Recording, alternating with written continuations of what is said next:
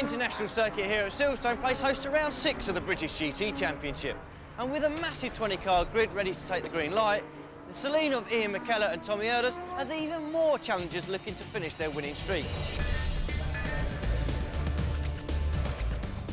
Ian McKellar, you guys had a great win, you and your partner Tommy Erdős at the last round at Croft. But since then, your car, the number 7 Celine, has been de-restricted a little bit. Tell us about what that is. Well, there's not much to talk about really. Obviously they've got smaller restrictors on us. I thought it was just going to be weight this year. Obviously we think the car's been quite successful. And I just think they just want to bring the racing closer than it is. And yeah, I'm up for going racing, I don't mind. Obviously it's going to make it closer. It's better for the fans and people, but you know, it's going to be good. I'm looking forward to it. Terry Pudwell, you've had some time away from the track to do some development with the car. It's still the same driver pairing. You know, what do you think your chances are? This Celine is running so fast, Lister, TVR, can you beat him? I think we can actually. I mean, the Stealth is an amazing car. Our disadvantage will be that we haven't had much track time recently, so we're a little rusty. Success Palace will help. We're running quite light. And yeah, I mean, I think we're carrying a little bit from the Donington race, but I think the weight, I'm not sure the weight has such a big impact on these big, powerful cars, though. You know, so, and the Celine is very good, but I'm confident that we can run well this weekend, actually. Silverstone's one of the fastest tracks that the GT cars will come to during the season. And behind us is one of the most challenging and exciting corners on the whole track. It's called Bridge Corner. One of the guys who's going to be driving around here today at breakneck speeds is Tommy Erdős. Tommy, tell us a little bit about Bridge Corner and why it's such a challenge. Well, Bridge Corner is probably one of the biggest challenges here at Silverstone. In a GT car, we're coming up 5th gear, about 130, 140 miles an hour. And it's not flat in top. So we do have to actually slow down a little bit, but it's a very, very high-speed entry. When you come out of Bridge here, you've got to slow down a lot for a Priory corner up here, don't you? So when you come through Bridge, you're flat chat, and this makes for a lot of heavy braking and a really difficult demand on the driver, doesn't it? Absolutely. It's one of the most technical parts here. We have, as you say, a lot of speed coming out of Bridge, not a lot of space to actually get the car back over to the right-hand side and straightened up before Priory. So you have to be committed if you want to overtake people here. You see a lot of clashes here and people ending up on a gravel trap. This is great, especially with a GT car. We've got 1,200 kilos of car, 640 horsepower. We really have to work hard in this corner here. It's very satisfying. And what kind of miles per hour through here again? Well, I would say coming up to nearly 140 miles an hour before entry speed. So again, with 1,200 kilos around you, it's a lot of speed. Well, in the GT standings, McKellar and Erdős only lead Jordan and Warnock by 6 points. A good run by Kane and Barf would also put them right in the hunt. Short and Pullen head the GTO battle, but the Lockheed Davis Ferrari is giving them no respite whatsoever. As we look at the cars on their warming up lap, we look at the grid, and look at that, there is no Celine on the front row. Row 2 before you see that McKellar-Erdős Celine, 1.5 seconds off the pace. Now they're going to have to work very hard to get in front of those two. Good run by Tim Sugden in the Porsche, heads up the GTO part of the field, and it is a stonking field here at Silverstone. As we come around, look at that grid. We're looking forward to some very good action here. I have Will Hoy alongside me, who's joining me again today as we go to the start here. Tommy Erdős tucked in behind the Lister. Yes, he is. Going down into this long drag down into Kopp's corner here. The Lister is leading. On the outside, out of our picture, Rob Barf in the TVR. Is he going to have a go? And this is Dave Warnock on the inside. Traditionally, we've said it before, a little bit of a slow start. Great move by Rob Barf there. And look at this, Warnock under pressure already from the Celine of Tommy Erdős. But good move there by Rob Barf, and the Celine up the inside. Yes, it goes through. Take a look at that. That is a new car in the championship for this round. That third place car, that is a Viper. Johnny Molem normally races over the United States, making his debut in the British GTs this year in that Viper, sharing that with Randolph Watkins. And that's a good run from Molem. Oh, look at this, Warnock being overtaken by the GT2 Porsche. Or is he? You know, it's a good run there by Tony Littlejohn, riding the opening lap. Well, Hoy, I tell you what, he's got a fast car under him right now, but again, a slow start from Dave Warnock.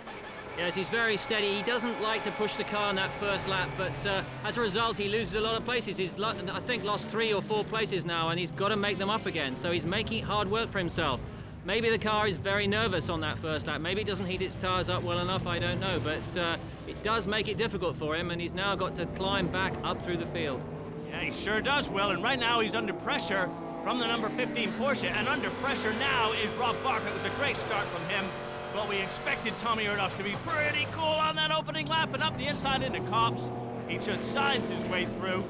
Now, we talked a little bit earlier in the show, we were talking to Ian McKellar. They've come down 2 air restrictor sizes on that Celine to try and bring it down to the rest of the field, but it is still the fastest car out there, arguably. But Will Hoy, tell us a little bit about what that air restrictor is. It just slows the car down a little bit. Well, of course, it's a very large engine, 7 litres, and just by restricting the air, you're going to starve the engine of power. But as we've seen, it doesn't seem to have been starved enough compared to its rivals on the track. But being well driven, of course, and it's a car which is well suited to quick corners, lots of downforce. You saw there, going through Copse, how stable it was and how it was able to get up the inside of the TVR. Yeah, well, of course, Will, it's a combination of the car, the driver pairing, the team preparing the car, and right now that is the best combination out there, but very closely followed by that TVR, both in terms of performance and literally. Now, take a look at this. We're on board with Nigel Greensill. He is driving the Stealth machine, which is coming back into the championship after being away from it for a little while. He actually qualified that car on pole position, but due to a technical infringement, he's had to go to the back of the grid, and he is scything his way through. Great little driver, Nigel Greensill. We look on board with him, and he is motivated to come up through the field. And right now, he's going by the GTO leader, Shane Lynch, in the brightly colored TVR Tuscan, which we see there. And we take a look at the table. McKellar and Erdos lead it. And there we see Nigel Greensill with that TVR Tuscan. Oh, just tucked in behind it. And in second place is GTO. Is that Ferrari right there. And it was just having a bit of a close dice there with the blue car, which is a GT Ultima. Shane Lynch then goes through, tricky corner, that right-hander there, Will. We see a lot of cars locking wheels up and so on. Yeah, you saw there, he had locked the inside right front as he got on the brakes quite late. It's a difficult corner because you're braking and turning, and you've got to get to the apex and ride the inside curb. But as we said this year already, Shane Lynch doing a very good job this year in that car. Okay, Shane Lynch is leading in GTO. Callum Lockie is second in the stunning Velox Ferrari, number 88 machine we look at there. But he has in his mirrors Steve Brady in the Ultima. Behind him, though, he's more concerned about the number 51 Harman Kardon TVR Tuscan. Now, they've had a slight change in their driver pairing in terms of who drives first. Normally, John Hartshorn dives into that car first and hands over to Piers Johnson. This weekend, they've decided to let Piers go out in the car first, and he's doing a great job right now, running in third place. And filling his mirrors is the championship-leading car being driven by Simon Pullen. So very, very close action here in GTO, and Callum Lockie wants to get on terms with Shane Lynch up above because he's second in the championship and 3 cars behind him is first in the championship. Oh, and that's bad news for the Eurotech number 77. They had some gearbox problems in practice and qualifying. Looks like they continue with their troubles. Interesting to see there, the Ultra, of course, seems to be slower in the corners but a lot quicker down the straight. So that's making for a very interesting scrap there as he catches up the car in front but then loses time as he goes into the corners. Yeah, well, it's great to see Steve Brady out there, Will, because, you know, it's a small team, a family team. It's run by Steve and his dad, and they've had a lot of troubles getting consistent runs in the championship. It's good to see them out there lapping. Of course, it is a GT car, so it should be faster, but they don't have anywhere near the development or perhaps the money, it might be said, of some of the other teams. So Steve's doing a good job out there. He drives this race on his own and managing to have a bit of a battle with the GTO guys, but probably doing his best to stay out of their way as well. Look at this scrap here. Piers Johnson is absolutely on a mission in that Harman Kardon car, and now chucked right in behind him. Who have we got there? We've got the second of the 2 Celines. Tom Herridge now trying to get up there, and again a GT car battling with the GTO. We've got the number 7 Celine is leading. That is the number 8 car. Young driver pairing in that. Tom Herridge drives it right now. He's going to hand over to Nathan Kinch later on. But again, should be able to get his way through the GTO cars a little bit quicker, perhaps, than the Ultima. At Silverstone, of course, though, on this international circuit, it all quite tight there as he tries going around the outside before he goes into Farm Corner, but doesn't make it. But at this international circuit, it's got that one quick corner at Copse and Bridge, but the rest of it is all tight, infield sort of corners, and it is difficult. And when they're trying to get back through the traffic... Oh, sorry, Will. Yeah, you're absolutely right. It just seems to suit some cars in some corners, and Lockie back up the inside. Now, Callum Lockie is not going to be happy with this, is he? Again, Steve Brady's doing what he can, and Simon Pullen takes advantage of Callum Lockie. Oh, and a big slide there from the Scotch driver. Simon Pullen out, braked himself. Will Hoy going into there. Callum Lucky just managed to hang on, and this is some great action here. We often see there at Priory where a car gets compromised, it allows another car to have a go at him as you go into Brooklands. There, Lockie had to take a tight inside line. He tried to get past the Ultima, was compromised. Pullen had a better run at him, but then outbraked himself as he went into Brooklands and lost the place. Yeah, well, the battle continues down here into Cobb's Corner. Steve Brady is coming into it again in that Ultima. Callum Lucky leads, but he's running a little bit wide. Simon Pullen coming through there on a tighter line. It's going to be a drag now down to Maggots and Beckett's. Simon Pullen, great move. It's so fast down into there, and Pullen just managed to slide by Callum Lucky right on his bumper here. Through that difficult right-hander down there at Beckett's, through the chicane. Now, who's going to have the fastest engine? Who's going to be able to get down the straight quicker down into Farm?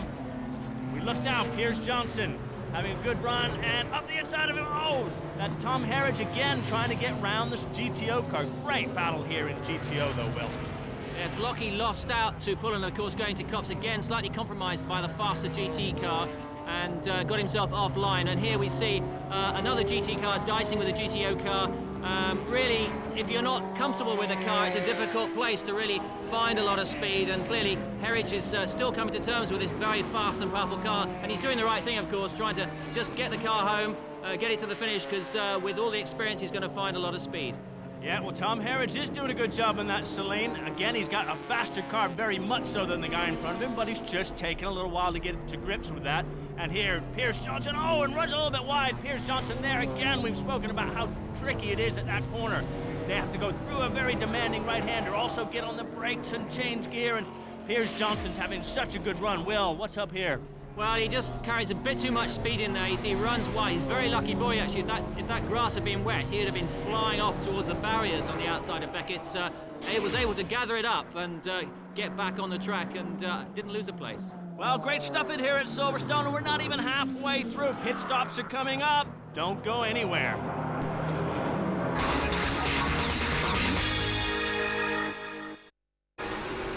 Welcome back to Silverstone. You are on board with that driver there, Nigel Greensoul. This is the battle for second place overall. Greensoul from the back of the grid in that stealth is now challenging the TVR Speed 12 coming out of Cobb's Corner. He's going to try and get a run up on the inside.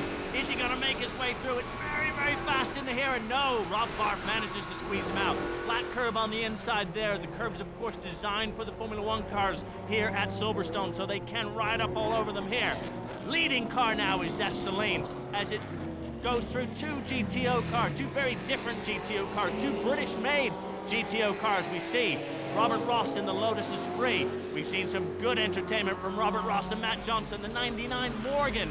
Our first view of that car, Will Hoy. The car being shaken down for Le Mans, but having a great scrap here with the Lotus, which of course went so well during the last British GT round at Croft.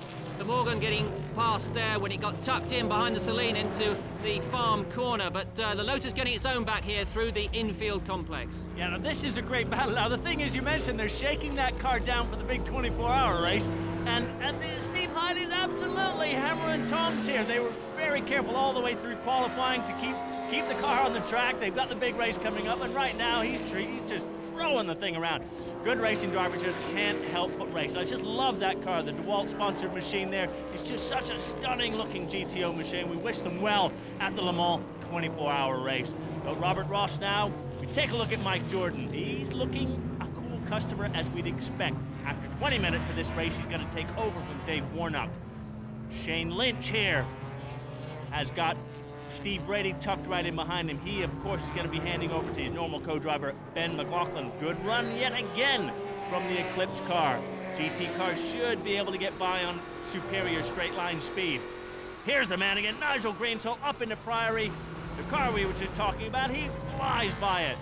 Now Greensoul here, good little driver. This guy does all kinds of driving in all different types of cars. He's hired in by Terry Pudwell and his team to provide some driving performance in that stealth, and boy, he's done, sticking it on pole position, scything his way through the field. Another great drive here by Johnny Molem. Only really made his debut in that car in official practice for this race. Hardly any testing whatsoever. Of course, Johnny, well known for his exploits over in the United States, comes in having a good run in that Viper. The Speed 12 goes through Cobb's Corner. Rob Barf is having a good run. He's going to hand that over to Michael Caine when we come up to pit stop soon. Speaking of pit stops, Look at how slow these guys have to slow down. Dave Warnock has got to get that thing down to like 40 miles an hour. And of course, it's a long, long pit lane at Silverstone with all the pit garages there. It feels such a long time when you're sitting in the car. And almost a very sort of lackadaisical stop there. He didn't really come up to the pits with any real speed and commitment, but they seem to be getting away pretty well. They do a great job, Will. We've talked before. And he nearly stalled it completely. We saw Dave Warnock's hands go up in the air. That is our leading race car. I clocked that at about 10 seconds. In the background there, the number 88 Velox Ferrari, Jamie Davis, is going to take over that car.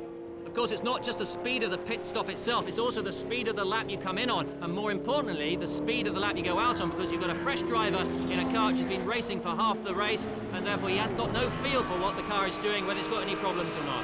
That's why the driver pairings are so important, and that's why this driver we're on board with right now, Mike Jordan, is hired to do his job, because he really does grab that lister by the scruff of the neck when it's handed over by Dave Warnock. Just enjoy looking at Mike Jordan, such a cool customer here. We were talking about these corners. Let's take a look at this TVR pit stop. Peter Ho there on the left. Pete, the other Pete in this team, that's part of the TVR crew. He's helping Michael Caine to get in there. We got John, he's one of the TVR crew on the outside there.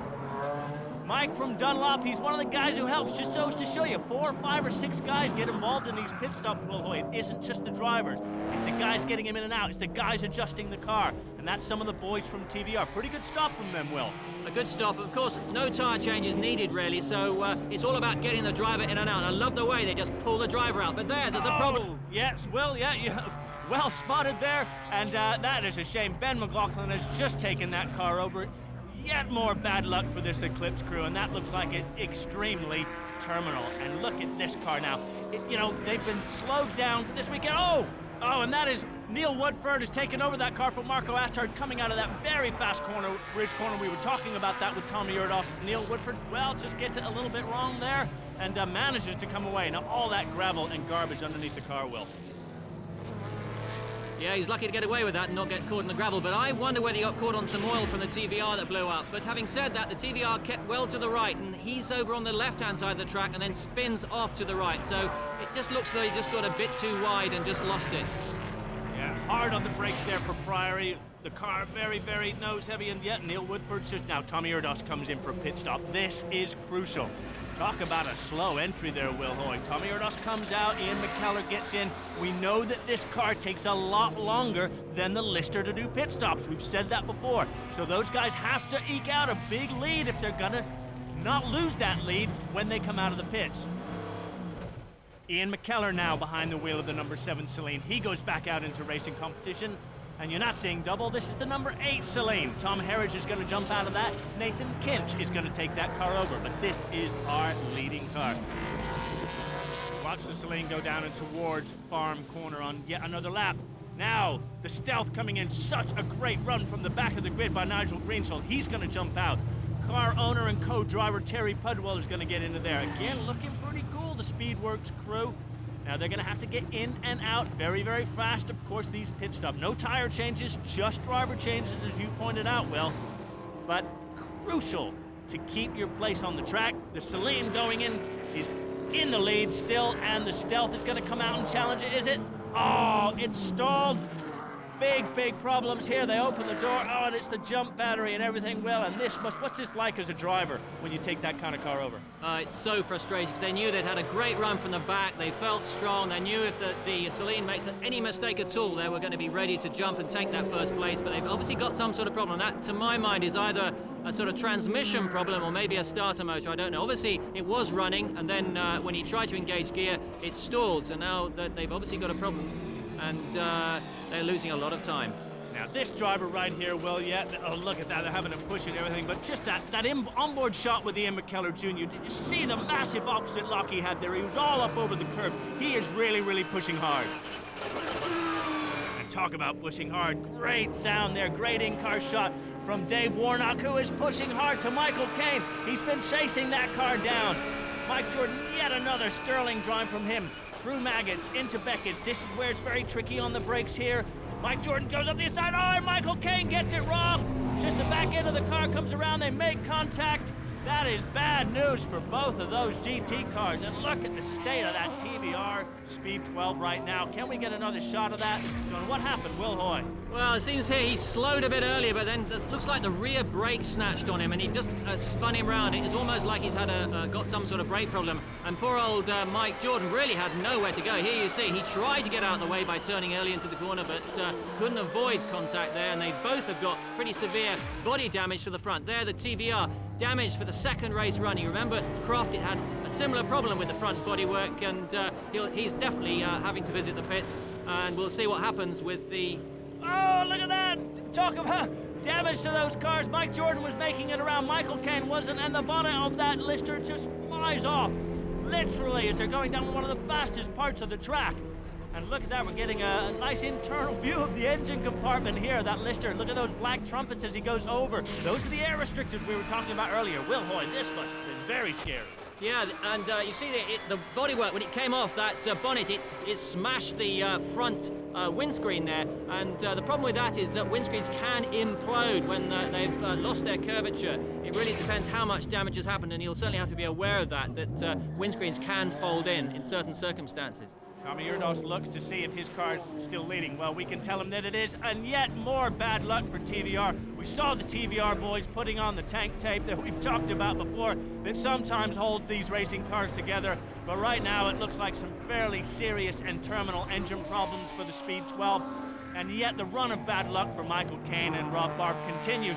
Last lap we're on now, that is the number 88 Velox Ferrari challenging for the victory, challenging for the lead. Martin Short is ahead.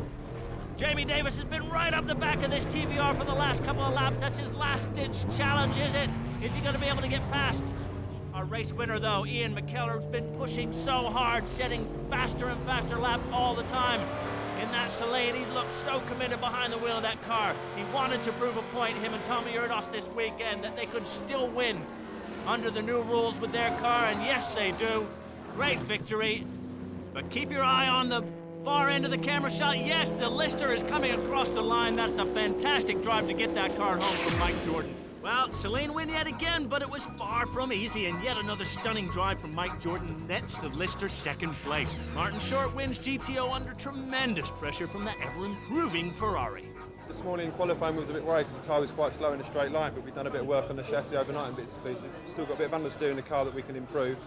But yeah, I think Tommy done a mega stint at the beginning, pulled up a nice lead, and obviously we've been practicing on our pit stop, as it's quite hard to get in and out, so that gave us another couple of seconds in the pits, and it's really good. Well, arguably they do have the best car in British GTs at the moment, but there's no doubt that McKellar and Erdos are the stellar driver pairing. They continue to lead the table in GTs. Now, Short and Pullen also lead now in GTO in their TBR. But Martin Short now casts his eyes to other things. His debut at Le Mans, driving, guess what? A Ferrari. And speaking of Ferrari, that was such a good performance again from the Velox crew. Surely their first win can't be far away.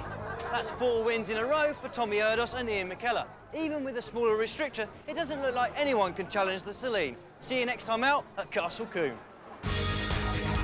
We're back on the circuit with GT next Saturday, same time, 7 o'clock.